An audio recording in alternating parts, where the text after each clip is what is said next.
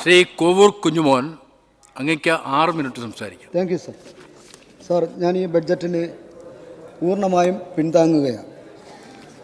Sir, ഇവിടെ ബഷീർ എഴുന്നേറ്റ് നിന്നപ്പോൾ മന്ത്രിമാരില്ലെന്ന് പറഞ്ഞു. ഇപ്പം പ്രതിപക്ഷത്ത് ഉള്ള MLA ആകെ 5 പേരാണ്. ഇപ്പോൾ പ്രതിപക്ഷം പറയുന്നത് ഞങ്ങൾ കേൾക്കണം, ഭരണപക്ഷം പറയുന്നത് നിങ്ങൾ കേൾക്കില്ല. അല്ല, അത് നിങ്ങൾ വെറും 4 പേരേ ഉള്ളൂ, 5 പേരേ ഉള്ളൂ, രമസഖാവ് ഉൾപ്പെടെ 5 പേരേ ഉള്ളൂ.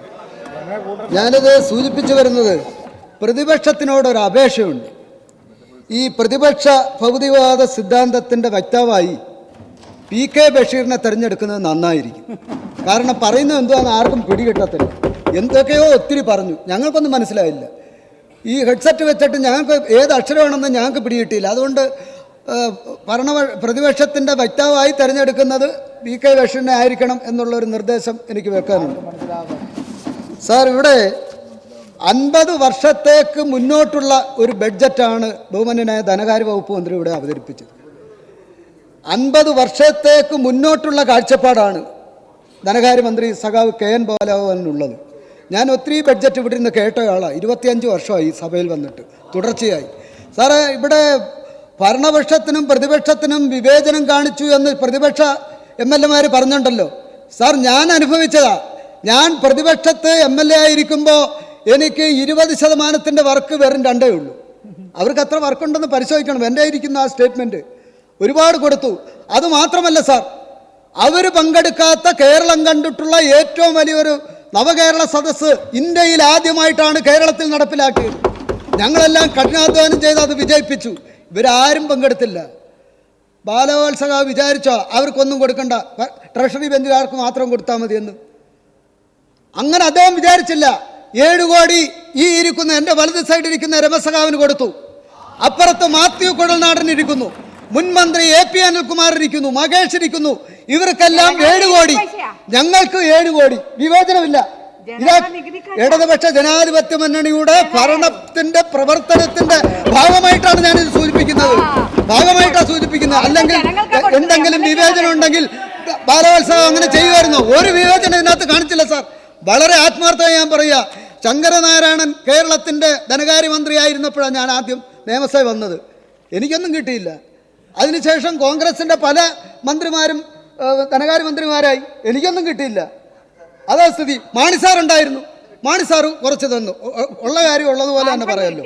ഉള്ളത് എനിക്ക് എൻ്റെ മണ്ഡലത്തിൽ 20% വർക്കുകളുള്ള ഒരുപാട് വർക്കുണ്ട്.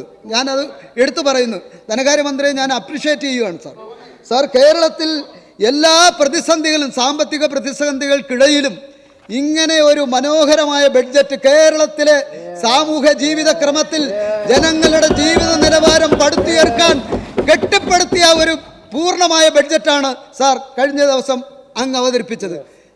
കുട്ടികൾക്ക്, പാവപ്പെട്ടവർക്ക് എല്ലാവർക്കും സഹായം ലഭിക്കുന്ന ഒരു പരിപൂർണ ബഡ്ജറ്റാണ് ഇത് എന്നതിനെ സംബന്ധിച്ചാണ് സാർ. പട്ടികജാതി പട്ടികവർഗ വകുപ്പ് എല്ലാ ഡിപ്പാർട്ട്മെന്റും, KSRTC തളർന്നു കിടന്ന KSRTCയെ മെച്ചപ്പെടുത്തിയെടുക്കാൻ ഈ ഗവൺമെന്റ് നൽകിയിട്ടുള്ള സംഭാവനകൾ നമുക്ക് ചെറുതായി കാണാൻ കഴിയില്ല.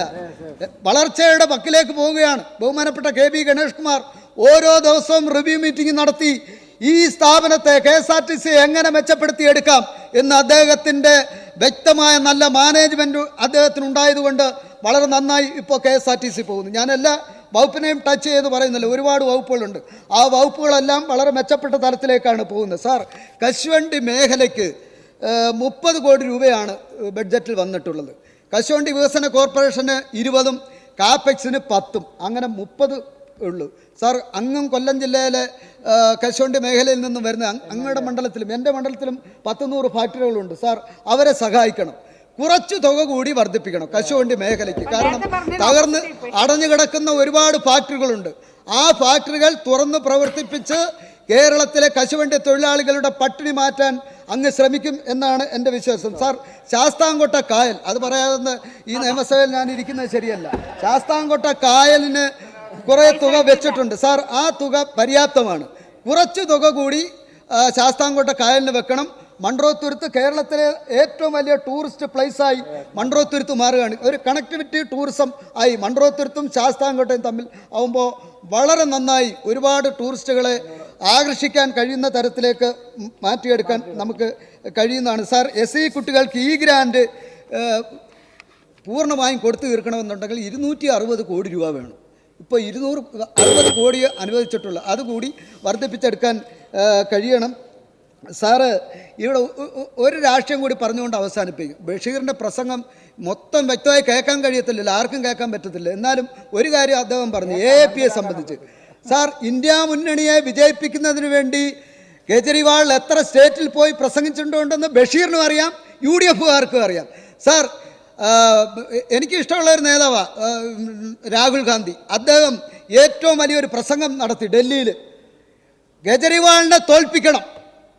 എന്താണ് സാർ അർത്ഥം മനസ്സിലാക്കുന്നത്? BJP വരണം, കേജ്രിവാൾ തോക്കണം. ഈ പോളിസിയാണ് കോൺഗ്രസിനുള്ളത്. സാറേ, ഞാൻ രാഹുൽ ഗാന്ധി എതിർത്ത് പറയല്ല, പക്ഷേ അദ്ദേഹത്തിൻ്റെ ആ സ്പീച്ച് ഞാൻ കേട്ടപ്പോൾ എനിക്ക് വളരെ വിഷമം തോന്നി. കാരണം AAP എന്ന് പറയുന്ന ആ പാർട്ടി ജനങ്ങളാൽ തിരഞ്ഞെടുത്ത് ഡൽഹിയെ നന്നായി കൊണ്ടുപോയ ഒരു പാർട്ടിയാണ്. നിങ്ങൾ മൂന്ന് തവണ ഷീലാ ദീക്ഷിത് ഭരിച്ച് മുടിച്ച് നാശമാക്കി ഡൽഹി പട്ടണം, ഡൽഹി നഗരം. അവിടെയാണ് AAP ഭരണം ഏറ്റെടുത്തപ്പോൾ വികസന പ്രവർത്തനങ്ങൾ ഒട്ടേറെ നടപ്പിലാക്കി. ആ AAPയെ തോൽപ്പിക്കുന്നതിന് വേണ്ടിയാണ് കോൺഗ്രസ് നിന്നത്. BJPയെ സഹായിക്കുന്ന പ്രസംഗമാണ് നടത്തിയത്. അത് ഒരു പുനഃപരിശോധന നടത്തുന്നത് നന്നായിരിക്കും എന്നാണ് എനിക്ക് ഈ അവസരത്തിൽ സൂചിപ്പിക്കാനുള്ളത്. മറ്റു കാര്യങ്ങളിലേക്കൊന്നും ഞാൻ കടക്കാൻ ആഗ്രഹിക്കുന്നില്ല. വളരെ നന്നായിട്ടുള്ള ഒരു ബഡ്ജറ്റ്, കേരളത്തിൻ്റെ സമസ്ത മേഖലയും ടച്ച് ചെയ്തു കൊണ്ടുപോയ ഒരു മഹത്തായ ബഡ്ജറ്റാണ് ഇവിടെ അവതരിപ്പിച്ചിട്ടുള്ളത്. ഈ ബഡ്ജറ്റിന് എല്ലാവിധ പിന്തുണയും കേരളത്തിലെ മുഴുവൻ ജനങ്ങളും അങ്ങയ്ക്ക് നൽകും എന്നുകൂടി ഈ അവസരത്തിൽ പറഞ്ഞുകൊണ്ട് അങ്ങയ്ക്ക് എൻ്റെ എല്ലാവിധമായ സ്നേഹാഭിവാദ്യങ്ങൾ കൂടി രേഖപ്പെടുത്തിക്കൊണ്ട് ഞാൻ അവസാനിപ്പിക്കും.